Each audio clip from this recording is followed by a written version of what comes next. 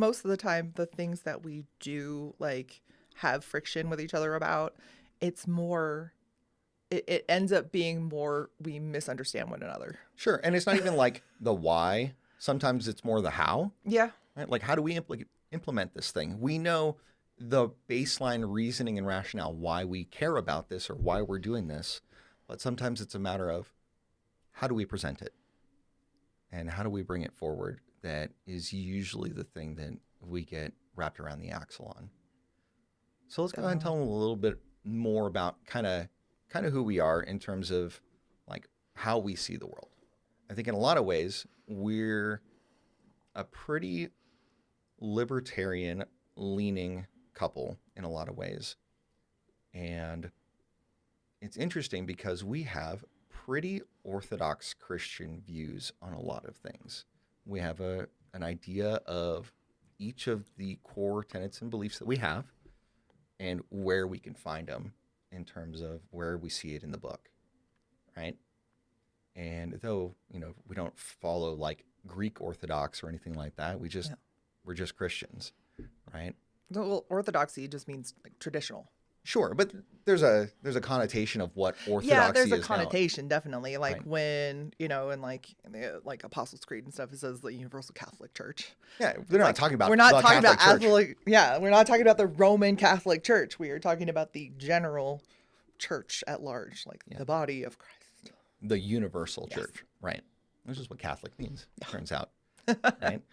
And we're libertarian leaning in a lot of ways just because we see a lot of benefits to being economically conservative in terms of public policy, but we're also very pro-family because we see that the family is the core unit that drives production in the United States and in most of the civilized world. Well, and there's like a lot more policies in general. There's a lot fewer policies in general that really need to be implemented like globally or like, nationwide, I guess. Sure. Because our politics is only for nationwide. Anyway, but a lot of the things that people say, like this should be a thing and people should, have this, like it's a basic thing.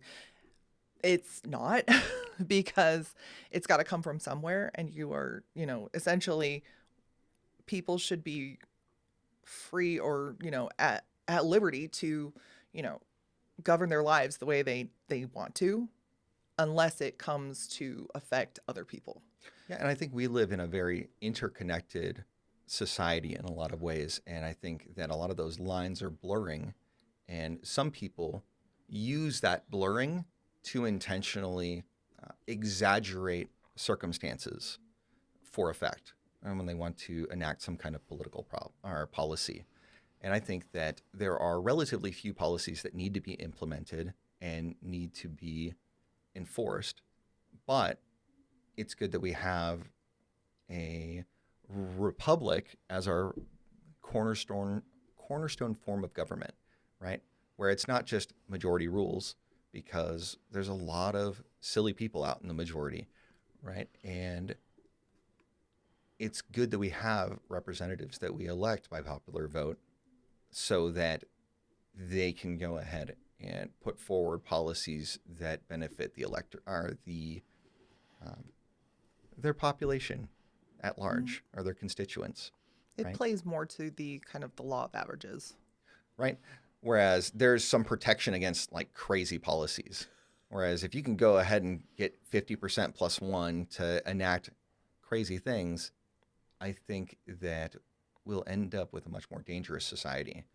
Whereas I think that it's really good that we do have certain things that require a supermajority in Congress to get through. I think in a lot of ways, the fact that we're a little bit permissive in terms of social policy and a little bit more rigid in terms of economic policy puts us at odds with a lot of people. Yeah. A lot of Republicans think we're Democrats and a lot of Democrats think we're Republicans.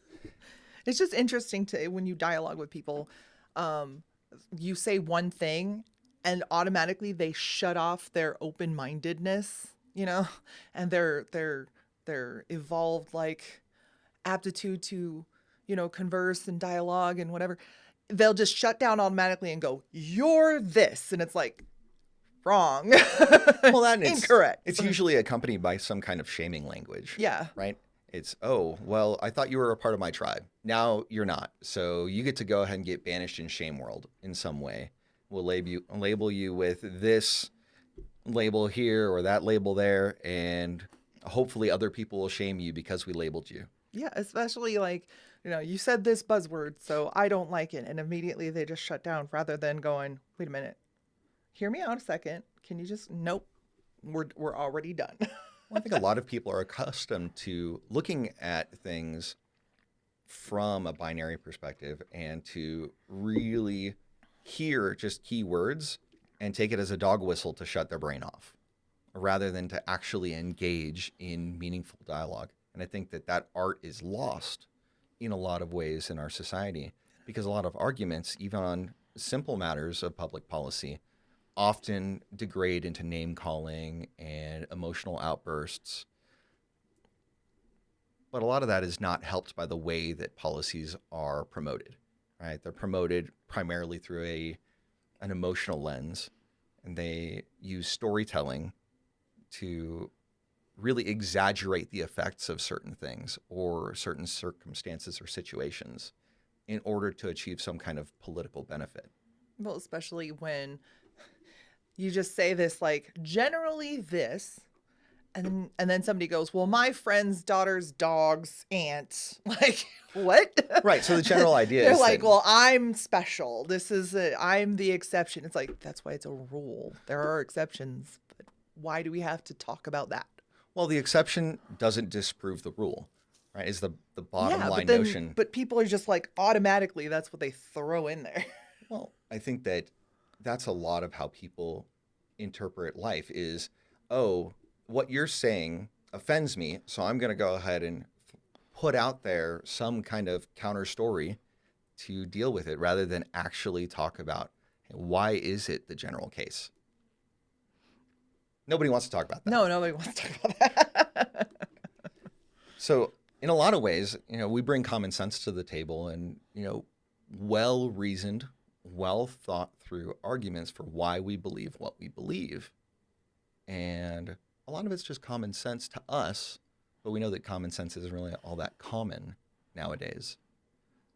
But even when you try and go, hey, this is my understanding of it, make it make sense from your perspective. And they don't. They just will just instantly go for, well, you're not, you're so closed-minded and you're, I'm just like. Which is ironic, right? Because if you talk about preaching tolerance as one of your baseline things that you care about, an ideal, and then somebody says something the wrong way, and then all of a sudden that tolerance goes out the window, and now you're just shouting at each other. That doesn't make for a better civil society. Well, especially at this point in our lives, at this juncture, it's just like, okay, I don't have time for you. That's fine. You just want to be, we'll just leave it there. Obviously, we're not going to get anywhere. This is not going to be a productive, discourse. It's not going to happen. So, okay, bye. And sometimes the right call is is it a relationship that's at risk? Yeah. And is this argument worth damaging the relationship over? Oh. And sometimes the answer is yes. And that's something that's an uncomfortable truth that people don't want to address. Yeah, would you Most rather- of the time, the answer is no. But Yeah. sometimes the answer is absolutely. Well, yeah, especially do you want to have a relationship or do you want to be right? Especially in things that honestly, nobody's, offing anybody. Nobody's, enforcing, stuff it's not like a Holocaust situation. It's not like anything super, super life and death. Right. And it's like, okay, I don't want to go this route because it's not going to be productive and y'all just going to get mad. So, Well, I think that a lot of that comes from people having their political identity be the majority of their identity. And when you talk about things in such a way as to cause them to feel a certain kind of way about the way that they identify, that it ends up being a self-defense mechanism more than anything else, is they will fight because you're challenging their core identity. Whereas I think that from our perspective, our politics is a relatively small part of our identity. And I am much more concerned about my role as husband and father and employer and community member. I'm much more concerned about those identities than I am concerned about whether I wear an R or a D. And I think that's really the thing that sets us apart a little bit is at this point in my life, I mean, nobody's going to fire me. Yeah. Like, okay, so I own my businesses. I own my real estate. We have enough money coming in that we don't have to worry about one wrong word getting us landed into HR and then losing our job. And then all of a sudden now we got to scramble and figure out what's going to happen. And the biggest reason that that is the case is that we don't jump on every bandwagon that comes by. Like it's like, it's not the hill I want to die on. I'm sorry. No, thank you. But for me personally, I'm at this point in my life, definitely where it's like, yeah, nobody's going to fire me, but also you aren't paying my bills. Yeah, right? That's kind of the deal, right? You aren't paying my bills. Like it's fine for us to be on opposite sides, and you can think of me all kinds you want, but I'm going home with you. So yeah, exactly. And I think a lot of people just don't have the ability to separate those things. Mm-hmm. Hey, thanks for watching this clip. If you'd like to see more from this podcast, you can go ahead and click here, where the podcast episode is linked in its entirety. If you're new here, you might want to consider subscribing right here. Thanks so much. Make it a great day.